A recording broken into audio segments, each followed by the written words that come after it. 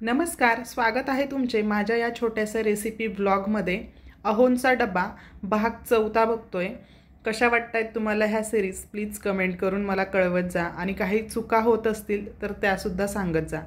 आता मी इथे सर्वात आधी चपातींसाठी कणिक भिजवून घेतली। सुरुवातीलाच कणिक भिजवून ठेवली म्हणजे भाज्या करेपर्यंत कणिक व्यवस्थित मुरली जाते आणि चपात्या छान मऊसूत होतात। आता फ्लावरची फुलं मी इथे बारीक करून घेतली। खलबत्त्यामध्ये थोडंसं लसूण आलं आणि अगदी थोडंसं इथे खोबरं घ्यायचं आणि ते आपल्याला बारीक ठेचून घ्यायचं। मिक्सरला फिरवून घेतलं तरी सुद्धा चालेल। आता कढईमध्ये 1 चमचाभर तेल घातलं, त्यात मोहरी जिरे घालायचे, कढीपत्ता आणि आपण ठेचून घेतलेलं आलं लसूण आणि खोबऱ्याचं वाटण घातलं। खोबरं अगदी थोडं घाला, खूप जास्त खोबरं घालायचं नाही। चांगलं मिनिटभर परतवून झालं की 1 चमचा काळा मसाला, पाव चमचा हळद, अर्धा चमचा धनेपूड आणि अगदी थोडंसं लाल तिखट घालून मसाले छान परतवून झाले की आता फ्लावर मी ते स्वच्छ धुवून घेतली ती यामध्ये टाकून घ्यायची। एकदा हलवून घ्यायचं। आता चवीनुसार यामध्ये मीठ घालून मिक्स करून घेते आणि यावर आता अगदी थोडंसं पाण्याचा हपका मारायचा। खूप जास्त पाणी घालायचं नाही, थोडंसंच मी इथे पाणी घातलंय म्हणजे खाली भाजी कढईला लागणार नाही। एकदा व्यवस्थित मिक्स करून आता झाकण ठेवून कमी आचेवर भाजी व्यवस्थित शिजवून घ्यायची। आता भाजी शिजते तोवर आता मी इथे 3 मध्यम आकाराचे कांदे घेतले, ती बारीक चिरून घेतली। लसूण घेतलाय, लसूण अगदी हलकासा ठेचून घ्यायचा, खूप जास्त बारीक करायचा नाहीये आणि 2 हिरव्या मिरच्या बारीक चिरून घेतल्यात। कांदा चिरेपर्यंत एक 4-5 मिनिटं झाली आहेत। आता एकदा फ्लावरची भाजी व्यवस्थित मिक्स करून घ्यायची आणि आता मी ही कढई दुसऱ्या गॅसवर शिफ्ट करते। आता आपण अख्खा मसूर बनवणार आहोत। मी रात्रभर 1 वाटीभर मसूर कोमट पाण्यामध्ये भिजवून घेतला होता। आता इथे 2 चमचे तेलात 1 चमचा जिरं, हिंग,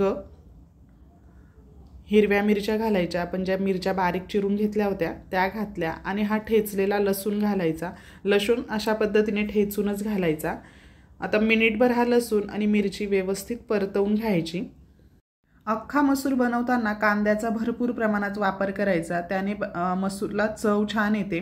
मी इथे 3 मध्यम आकाराची ही कांदे घेतली होती, ती बारीक चिरून ते यात टाकून घेतली। आता कांदा परततोय तोवर एकदा फ्लावरची भाजी बघून घेऊयात। हे बघा, एक 2-3 मिनिटांनंतर भाजी आपली आता इथे व्यवस्थित शिजली आहे। कोथिंबीर घालून आता मी हा फ्लावरचा भाजीचा गॅस बंद करते।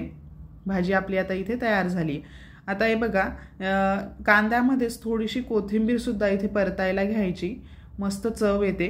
व्यवस्थित आता कांदा परतवून झाला की यात आता मसाले टाकून घेऊयात। 1 चमचाभर लाल तिखट, 1 चमचा काश्मीरी लाल तिखट, त्याने रंग छान येईल, 1 चमचाभर धनेपूड, पाव चमचा हळद आणि अर्धा चमचा गरम मसाला घालून मसाले छान मिनिटभर परतवून घ्यायचे। तेल सुटेपर्यंत मसाले छान परतवून झाले की आता यामध्ये सर्व मसूर मी इथे टाकून घेते।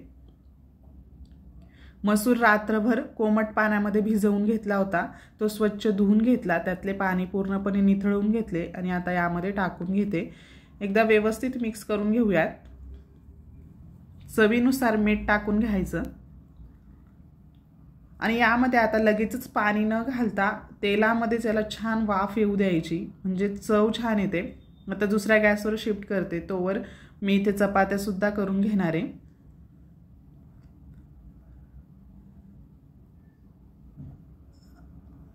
आपलं पीठ व्यवस्थित भिजलं गेलं होतं, त्याच्याच मी आता ह्या घडीच्या चपात्या करून घेते आणि सोबतच दुसऱ्या गॅसवर एका पातेल्यामध्ये पाणी सुद्धा गरम करत ठेवलंय, कारण मसूरमध्ये आपण अजून पाणी घातलेलं नाही।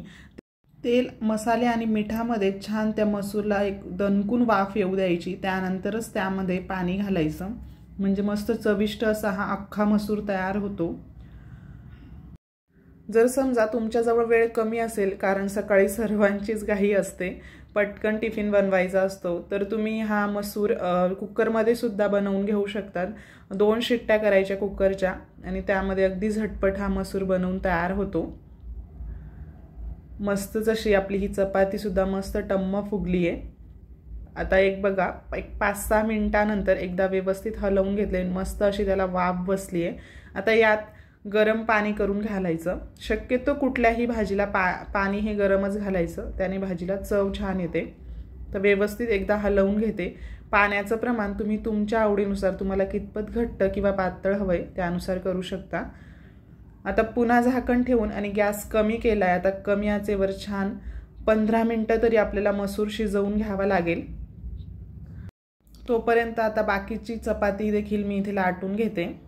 मी टिफिनसाठी 3 चपात्या देते आणि बाकीच्या चपात्या ह्या नंतर लाटून घेणार आहे।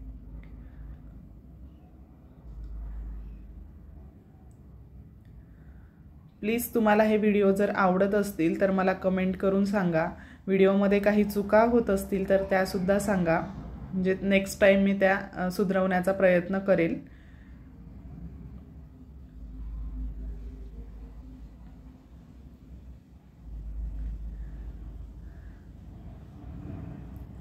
आता हे बघा, एक 3 चपात्या माझ्या इथे लाटून झाल्या। बाकीचं पीठ मी झाकून ठेवलं, त्यानंतर चपात्या लाटून घेणार आहे।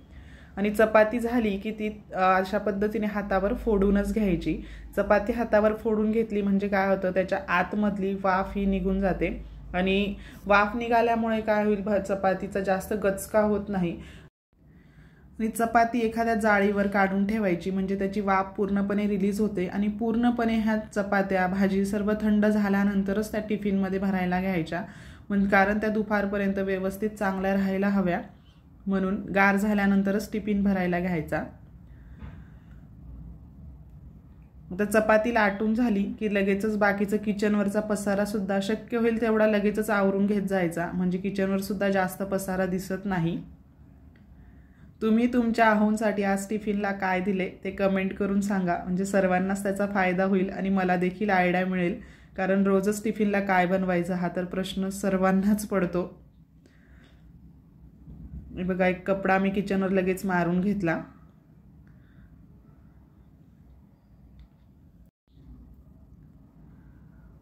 आणि 15-20 मिनिटं झाले असतील। मसूर देखील व्यवस्थित शिजलाय, बघू शकता तुम्ही। मसूरला वरून तडका सुद्धा दिला जातो, त्यामध्ये तेलामध्ये थोडंसं काश्मीरी लाल तिखट आणि ठेचलेला लसूण घालून हा तडका देतात। पण आपण सुरुवातीलाच लसूण थोडा जास्त प्रमाणात घातलाय आणि तो हलकासाच ठेचून घातलाय, त्यामुळे तडका द्यायची मला तरी आत्ता गरज वाटत नाही। जर तुम्हाला द्यायचा असेल तर तुम्ही देऊ शकतात।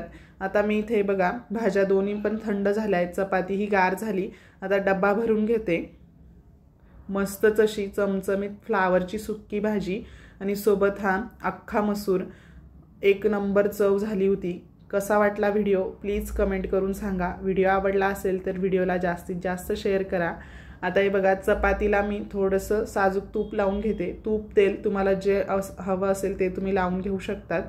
आणि ॲल्युमिनियम फॉईल पेपरमध्ये ह्या चपात्या मी इथे रॅप करून घेते, म्हणजे छान दुपारपर्यंत व्यवस्थित त्या मऊसूत राहतात। यासोबतच डब्याच्या अजून रेसिपीज मी शेअर केल्या आहेत। जर ते व्हिडिओ तुम्ही बघितले नसतील तर लिंक तुम्हाला डिस्क्रिप्शन बॉक्समध्ये मिळून जाईल। अगदी झटपट असा आपला हा टिफिन आज बनवून तयार झालाय। कसा वाटला व्हिडिओ कमेंट करून कळवा। व्हिडिओ आवडला असेल तर व्हिडिओला जास्तीत जास्त लाईक करा, शेअर करा आणि अजूनपर्यंत फॅमिली रेसिपीजला जर सबस्क्राईब केले नसेल तर प्लीज सबस्क्राईब करा। पुन्हा भेटूया अशाच एका मस्त आणि साध्या सोप्या रेसिपीसोबत। तोपर्यंत बाय बाय।